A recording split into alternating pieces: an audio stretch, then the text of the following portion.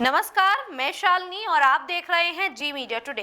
प्रसिद्ध लोक गायिका शारदा सिन्हा का निधन मंगलवार को दिल्ली में हो गया। इनके निधन से चाहने वालों में शोक की लहर है। शारदा सिन्हा का इस तरह छठ के दौरान निधन होने पर जेडीयू प्रदेश प्रवक्ता नीरज कुमार ने क्या कुछ कहा है, सुनिए। लोकगीत के स्वर कोकिला शारदा सिन्हा जी का निधन मर्मांतक, पीड़ाजनक और ये कैसा संयोग है जिन्होंने छठी मैया के गीत को देश और दुनिया में घर घर तक पहुंचाया। नहाए खाए के दिन ही उन जीवन में अपना अंतिम श्वास लेती हैं। यह निश्चित रूप से कैसा परिघटना है जो आम लोगों को, आने वाली पीढ़ी को स्मरण दिलाता रहेगा, जिन्होंने छठी मैया के गीत को घर घर पहुंचाया।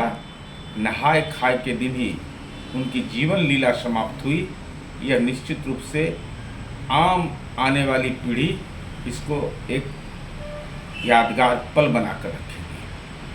शारदा सिन्हा का गांव बिहार के सुपौल में है। यहाँ के लोगों को विश्वास नहीं हो रहा कि शारदा सिन्हा अब उनके बीच नहीं रही। गांव के लोग उनकी सुरीली आवाज को नहीं भूल रहे हैं। भूले भी कैसे, क्योंकि यह उनका मायका है और मायका का रिश्ता मरने के बाद भी खत्म नहीं होता। शारदा सिन्हा के गांव वालों का कहना है कि उनको अपने मायके से गहरा जुड़ाव है। उनकी प्रारंभिक शिक्षा हुलास में ही हुई थी और गांव से उनका रिश्ता भावनात्मक बना हुआ है। उनके निधन होने की खबर से पूरे गांव में शोक व्याप्त हो गया है। बता दें कि शारदा सिन्हा का पैतृक निवास हुलास में स्थित है, जहां पुराने खपरैल का घर अब टूट चुका है, लेकिन उनके मायके की स्मृतियां आज भी इस स्थान पर जीवित है। अब परिसर में नए मकान बने हुए हैं, जहां उनका एकमात्र भाई निवास करता है। उनके अन्य भाई गाँव से बाहर रहते हैं। वहीं शारदा सिन्हा की चचेरी भाभी निर्मला ठाकुर ठीक से कुछ बोल नहीं पा रही हैं। जब से शारदा सिन्हा के बारे में सुना है, तब से वह जैसे खोई खोई सी हैं। शुरुआती दिनों में निर्मला भाभी पुराना गीत गाकर शारदा को सिखाती थी। दोनों मिलकर लगनी गीत गाते थे। गीत गाते हुए हंसी मजाक भी खूब होता था। बाद में जब शारदा सिन्हा का कोई गाना हिट होता था तो वह खुशी से झूम उठती थी। शारदा सिन्हा के निधन पर बिहार के डिप्टी सीएम विजय कुमार सिन्हा ने शोक व्यक्त करते हुए क्या कुछ कहा है, सुनिए। आज बिहार के स्वर कोकिला शारदा सिन्हा जी का जाना बिहार की लोक संस्कृति एवं विरासत के लिए अपूर्णीय क्षति है। छठ का महापर्व उनके गीतों के बिना अधूरा है।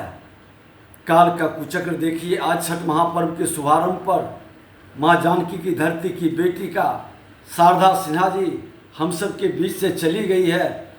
कहीं न कहीं हमारे बिहार के पंचामृत, जो पांचों भाषाओं का गीतों के स्वर को जिस तरह से एक नए स्वर में बदलकर पूरे बिहार की सांस्कृतिक विरासत को, देश को अवगत कराया। छठ पर्व देश और विदेश सब उस गीत के माध्यम से एक नई पहचान, एक नया स्वर मिला।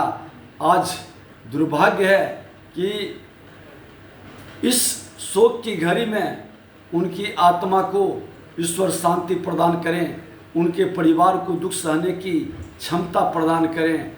और आज बहन शारदा सिन्हा जी हाल फिलहाल उनके पति के देहांत पर हम उनके घर पर गए थे।